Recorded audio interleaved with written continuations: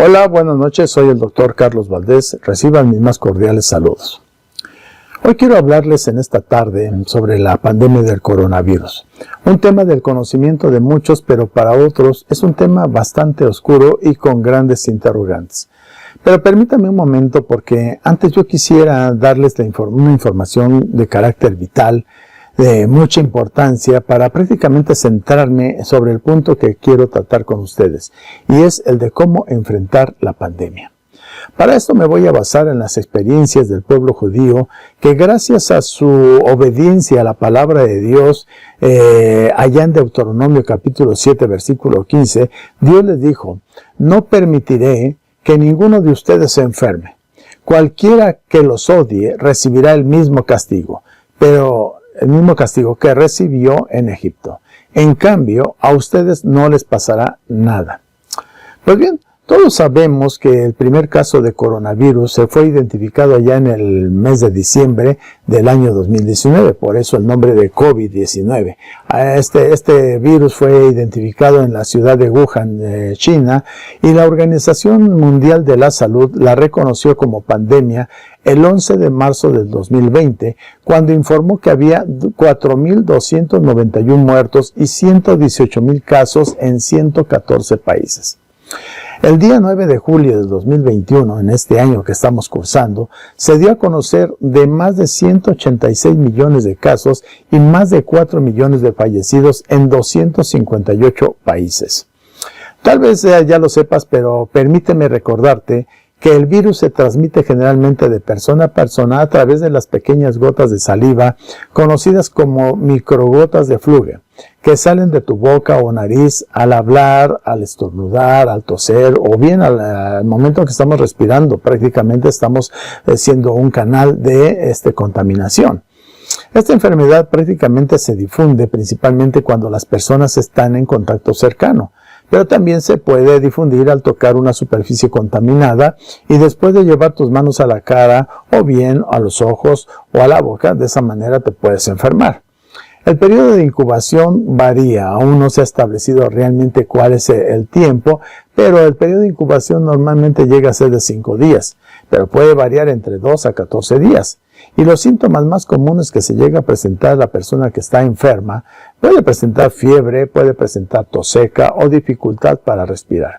Y las complicaciones pueden incluir tanto una neumonía como el síndrome respiratorio agudo, a llevarte a una septicemia y de ahí a la fatídica muerte.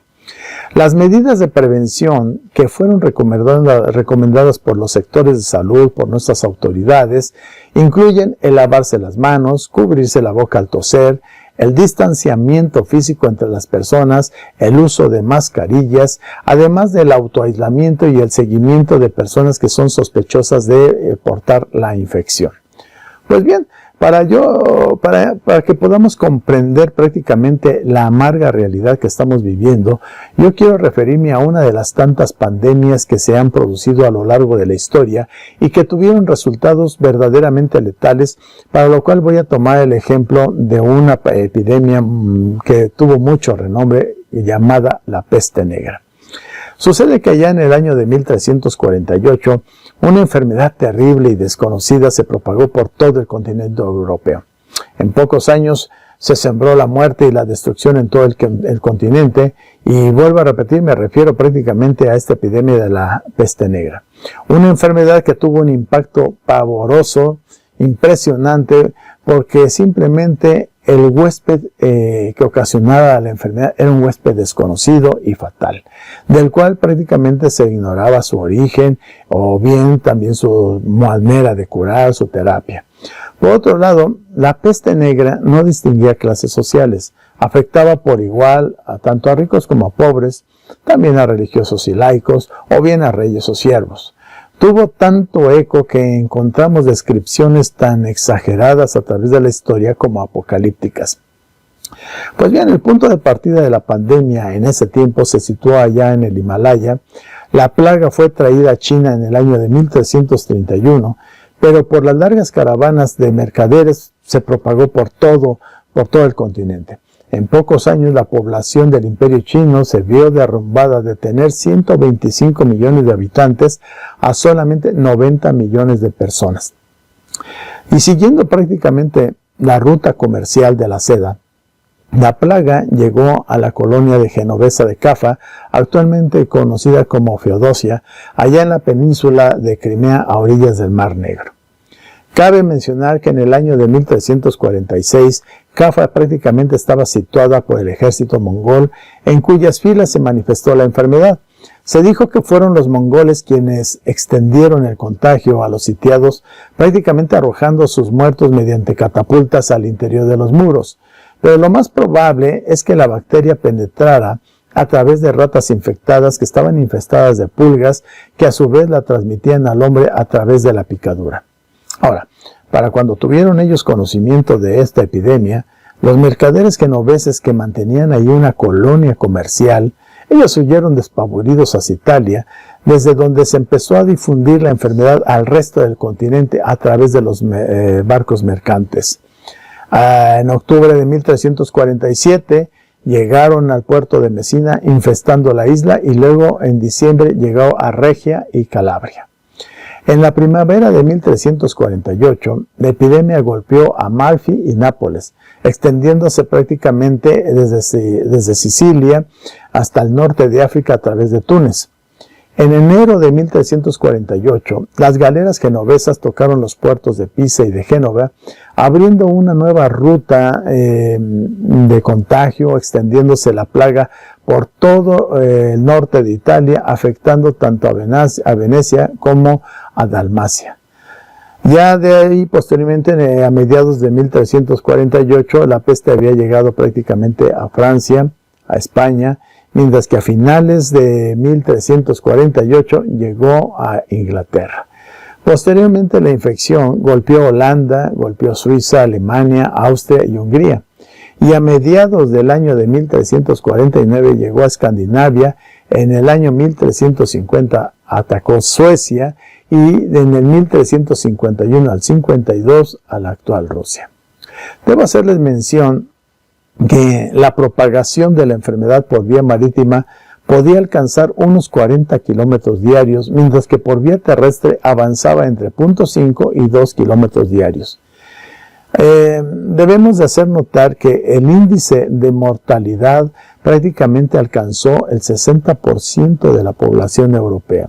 Por ejemplo, la península ibérica, de tener 6 millones de habitantes, pasó solamente a 2 millones.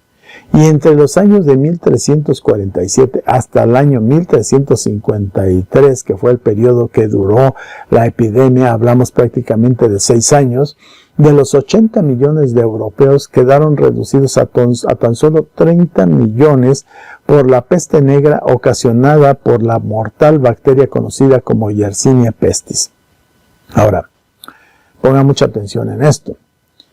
En esta pandemia sucedieron dos comportamientos muy distintos con resultados abismales.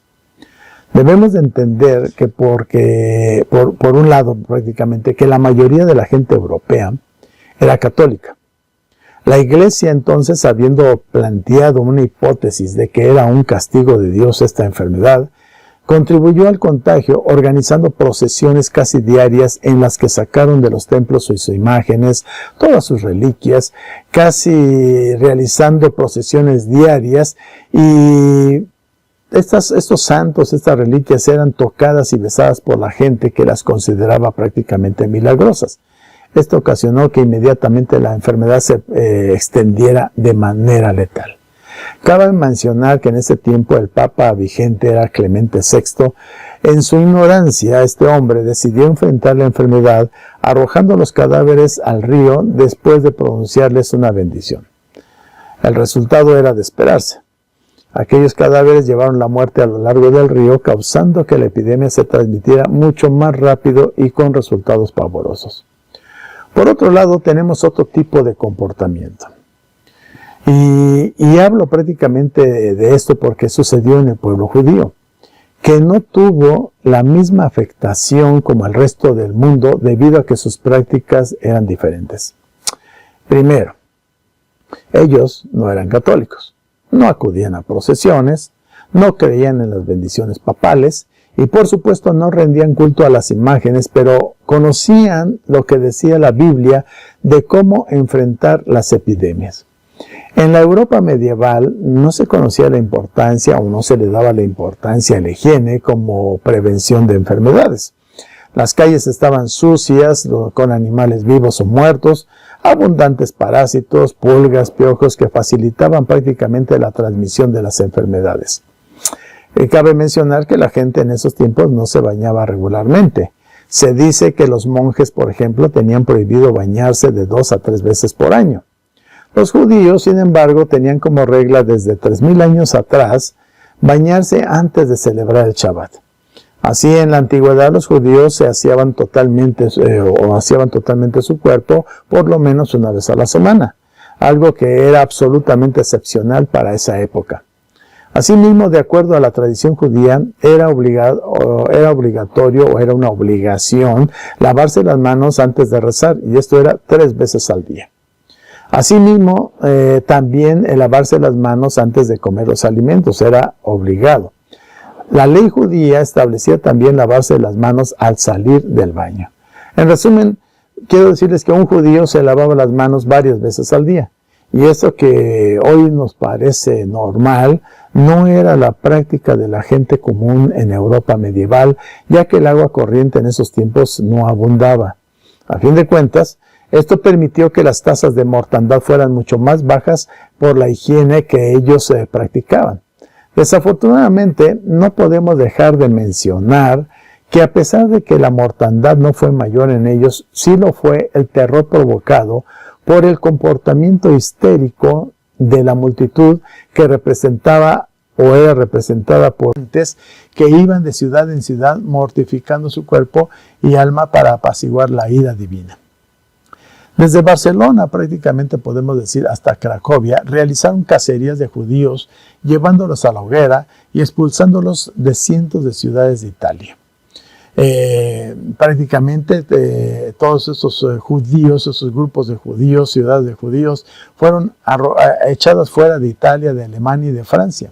Ahora, los casos más llamativos ocurrieron prácticamente en Barcelona y en Lérida, y especialmente en la ciudad de Estrasburgo, donde el día sábado 14 de febrero de 1349, eso fue la celebración del día de San Valentín, en ese día especialmente quemaron a 2000 judíos en una plataforma de madera en su propio cementerio.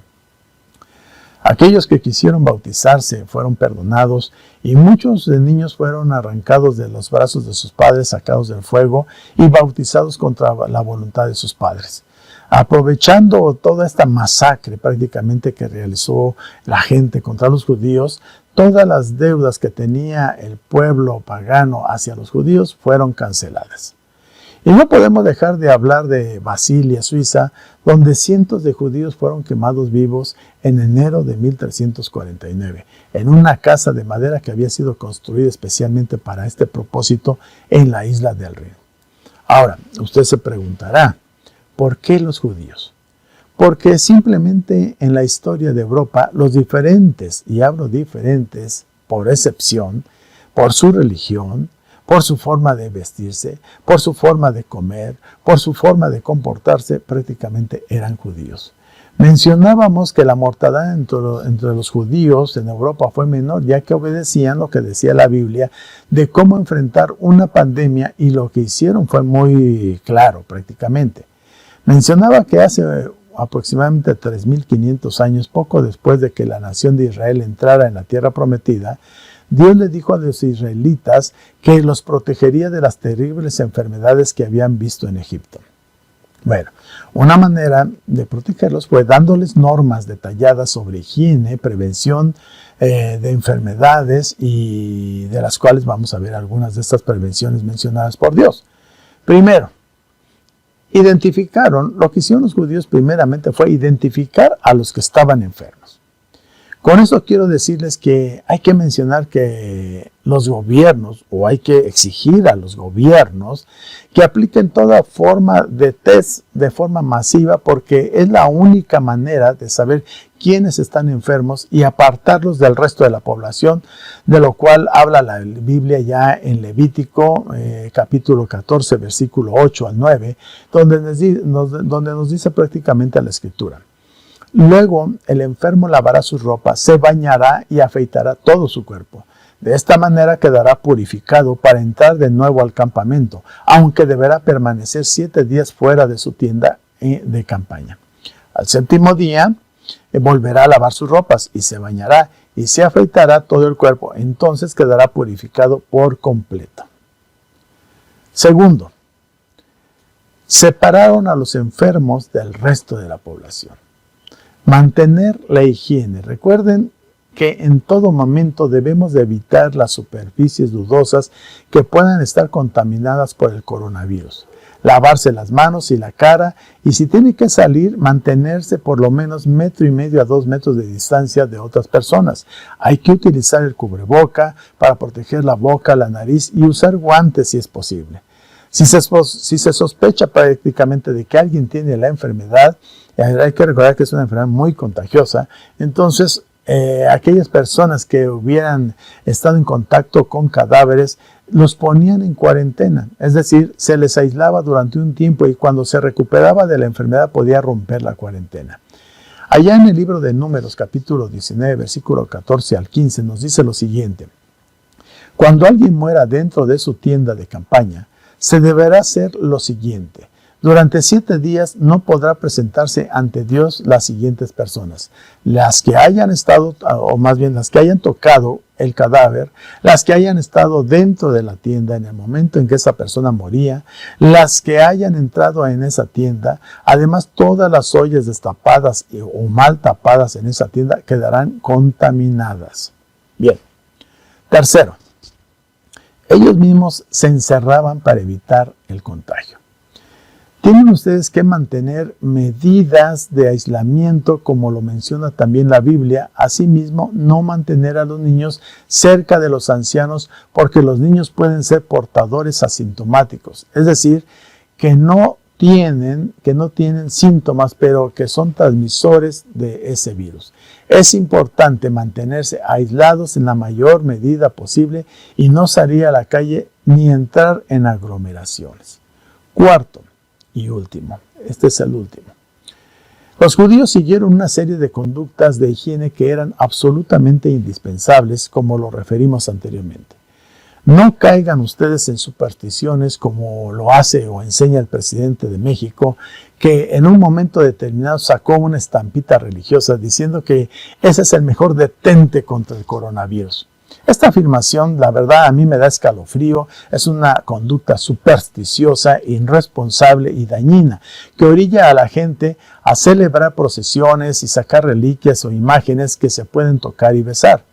Esta persona está incurriendo no solamente en una terrible superstición, sino en un peligro enormemente letal para miles de personas. No caiga, por favor, en esto como desgraciadamente cayeron en aquellos tiempos católicos en la Edad Media. Y absténgase de salir de vacaciones. No es el tiempo de vacacionar, queridos amigos. Y por último, aquellas personas que son creyentes, recuerden que efectivamente Dios puede actuar sobre toda desgracia, pero no va a actuar por encima de su irresponsabilidad. Tiene que ser sumamente responsable y prudente. Cumplan con estas reglas que aparecen claramente expresadas al inicio de la Biblia, ya que Dios no va a permitir que esa enfermedad te afecte tu vida. Encomiendes a Dios, pero la mejor manera de encomendarse a Dios es confiar en Él y obedecer su palabra. Que esta prácticamente palabra quede claramente expresada y grabada en sus corazones. Esta palabra la encontramos en la Escritura y que ha sido confirmada prácticamente por la ciencia moderna. Recuerden una cosa, que el seguimiento de estas normas que aparecen en el libro de Levítico, allá en la Biblia, nos va a proporcionar la guía para enfrentarnos a la pandemia.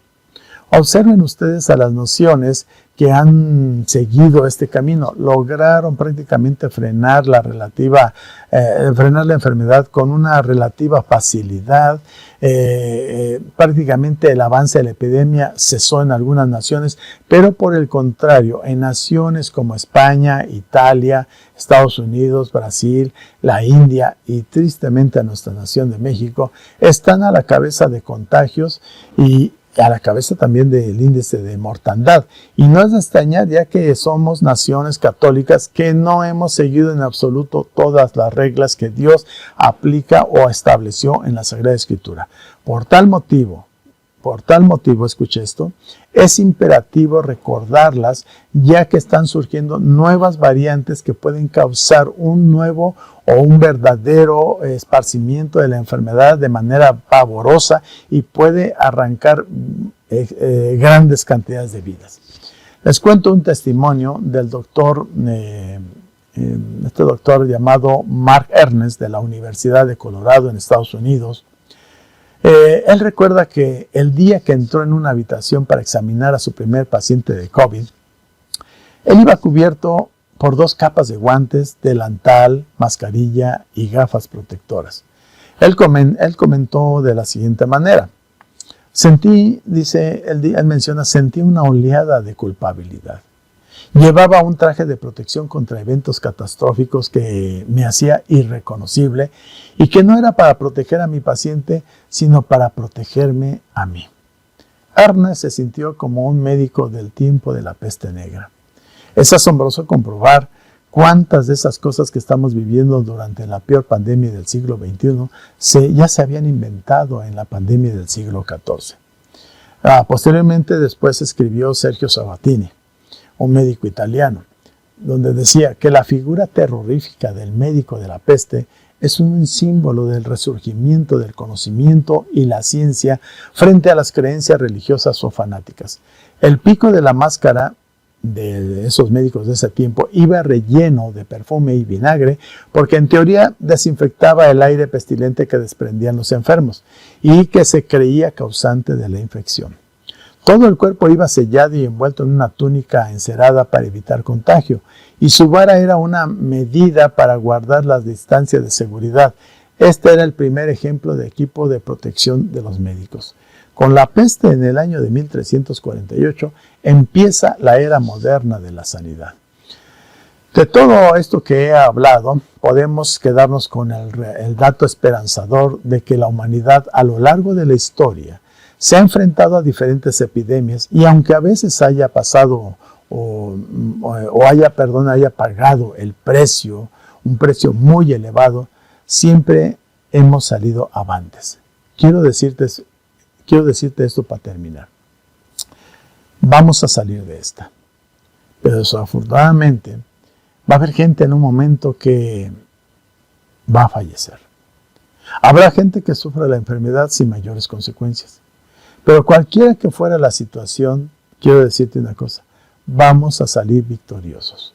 Pero recuerden que por encima de todo, no sean fanáticos, no sean supersticiosos y no sean sectarios. Actúe de acuerdo a las normas de higiene y de prevención contra las epidemias que aparecen expresadas en la Sagrada Escritura en los primeros 5 libros. Ahora, termino yo con esto, no sin antes recordar una frase de Khalil Graham que estoy seguro les va a animar. Por muy larga, él decía o escribió de la siguiente manera: por muy larga que sea la tormenta, el sol siempre vuelve a brillar entre las nubes. Así que aprendamos de esta enfermedad que, aunque ha sido una pesadilla, siempre será una lección para el futuro. Que el Señor te bendiga y te proteja. Que el Señor sea compasivo contigo. Que el Señor te muestre su favor y te dé su paz. Soy el Dr. Carlos Valdés, de Renovación Familiar México. Que Dios te bendiga.